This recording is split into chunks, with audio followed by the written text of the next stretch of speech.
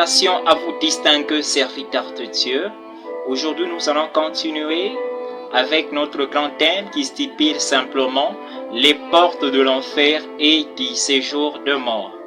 Si vous avez eu à rater mon intervention précédente, qui était d'ailleurs notre introduction par rapport au sujet que je vais vous annoncer tout de suite, prière de visiter ma chaîne YouTube, École de foi et prière, ou mais encore ma page Facebook portant mon nom, Évangéliste Chirac. Aujourd'hui, je vais simplement continuer avec la magie et la sorcellerie. On a dit la fois passée que la magie et la sorcellerie sont des œuvres puissantes du diable. Le diable agit dans ce monde par la magie et par la sorcellerie. Une porte, ce que vous devez savoir, c'est simplement une ouverture qui nous permet d'accéder à un endroit quelconque. Il y a des portes qui sont spirituelles et ces portes sont de péché. Dans ces thèmes, on a eu à énumérer plusieurs portes par lesquelles beaucoup de gens entreront en enfer.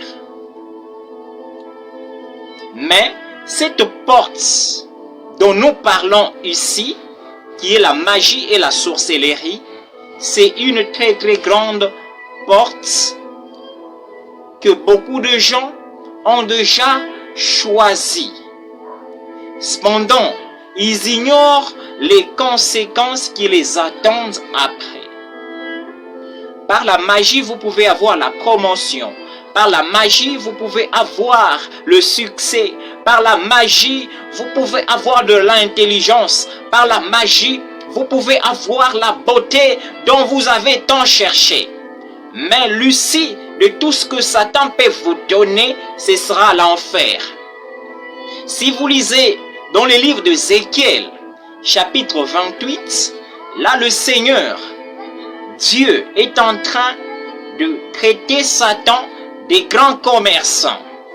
Bien-aimé, le diable est un grand commerçant, il ne peut rien donner sans avoir aucun profit.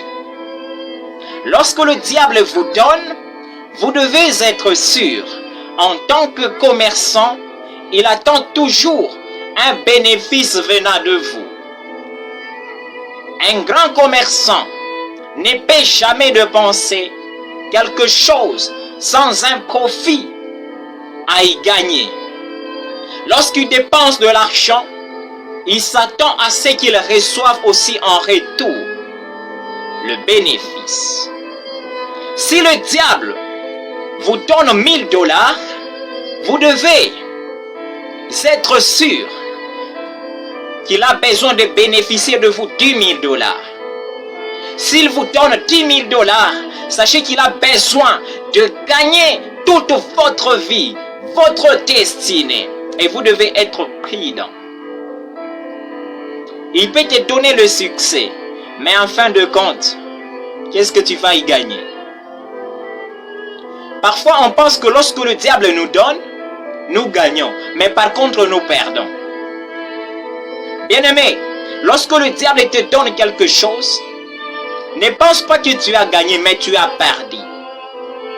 Même si le diable, il arrivait qu'il te donne le monde entier, ne pense pas que tu as gagné le monde entier, mais tu as perdu ta vie.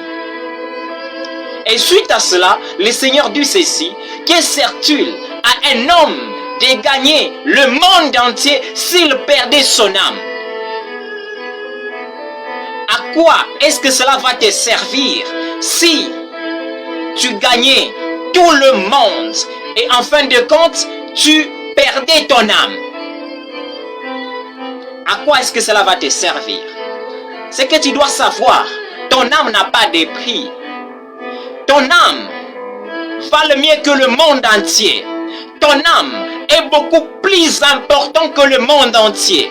Même si on te proposait tout le dollar du monde entier, en échange de ton âme, N'accepte pas, parce que ton âme n'a pas de prix. Ne perds pas ton âme à cause de matériel. Ne perds pas ton âme à cause de miettes que Satan peut te proposer. Je me souviens dans notre pays, lors des élections, parfois les députés viennent. Ils viennent avec des enveloppes de 5 000 francs. Des enveloppes parfois de 10 000 francs, de 20 000 francs.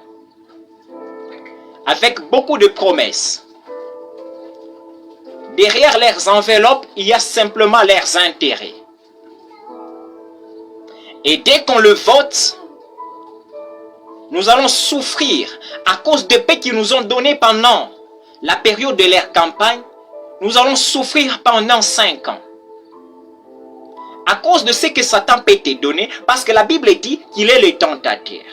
Un tentateur essaie simplement de vous présenter une chose, mais il ne vous présente pas les conséquences qu'il y a derrière la chose en question. Satan vous présente simplement le succès, mais il ne vous dit pas les conséquences qu'il y a derrière le succès. Éphésiens chapitre 2, à partir du premier verset, pour comprendre la quintessence de cette suite.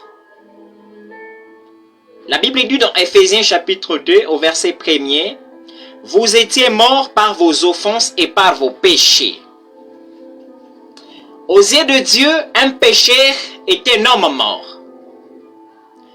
Mon frère, ma sœur, lorsque vous vivez dans l'impudicité, lorsque vous vivez dans l'ivrognerie, lorsque vous vivez dans la masturbation, lorsque vous vivez dans le mensonge, lorsque vous vivez dans des divisions, dans des calomnies, dans des jalousies, dans des excès de table, sachez qu'aux yeux de Dieu, vous n'existez pas. Sachez qu'aux yeux de Dieu, vous êtes de morts. Tout pécheur aux yeux de Dieu est un homme mort, même si il est vivant sur cette terre. Malgré que tu vis sur cette terre, mais étant pécheur, sache qu'aux yeux de Dieu, tu es déjà mort.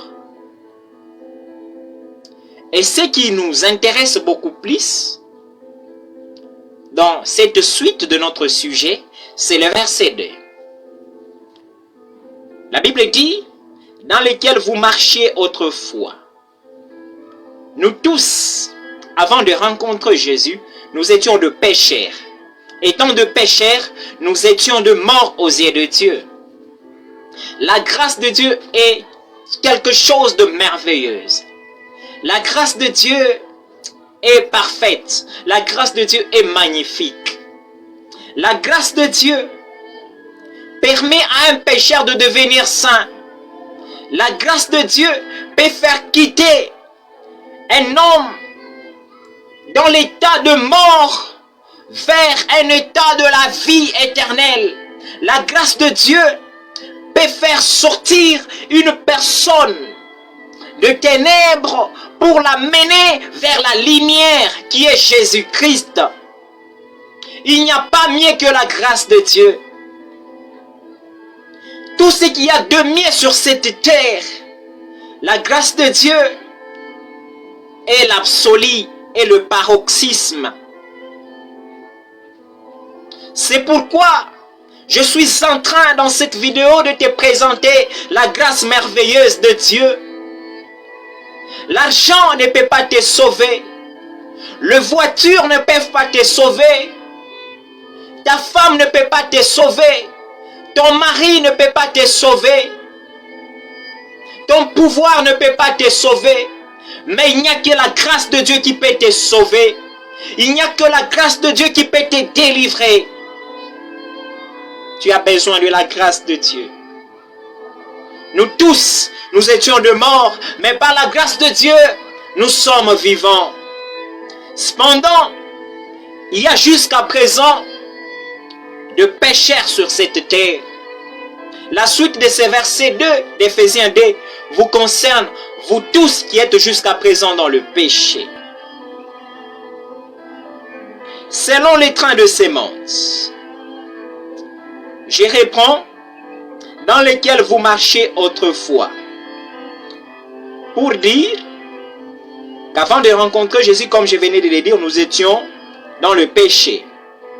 Étant dans le péché, nous marchions selon les trains ou la lyre de ces mondes. Tout pécheur marche selon la lyre de ces mondes. Et l'apôtre continue, il dit, selon le prince de la puissance de l'air. Un pécheur ne marche pas selon ce monde. Bien-aimés, détrompez-vous. Parfois, vous pouvez regarder devant votre télé. Vous regardez Fally Ipupa bien habillé.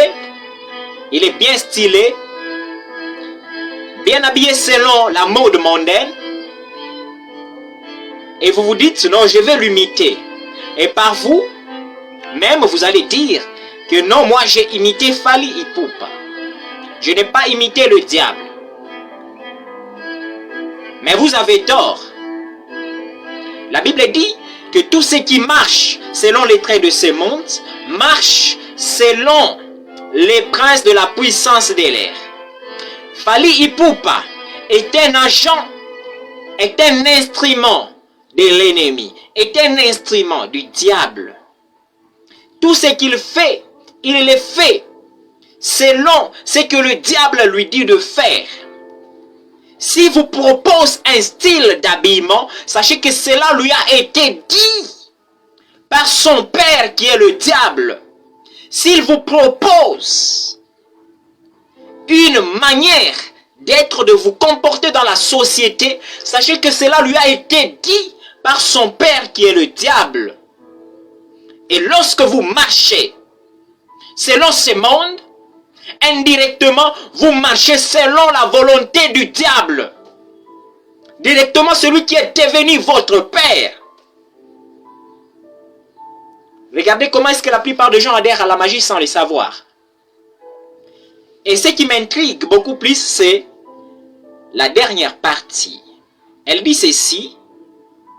Selon l'esprit qui agit maintenant dans le fils de la rébellion. Les fils de la rébellion, ce sont des incrédules. Dans chaque fils de la rébellion, dans chaque incrédule, selon la Bible, il y a un esprit.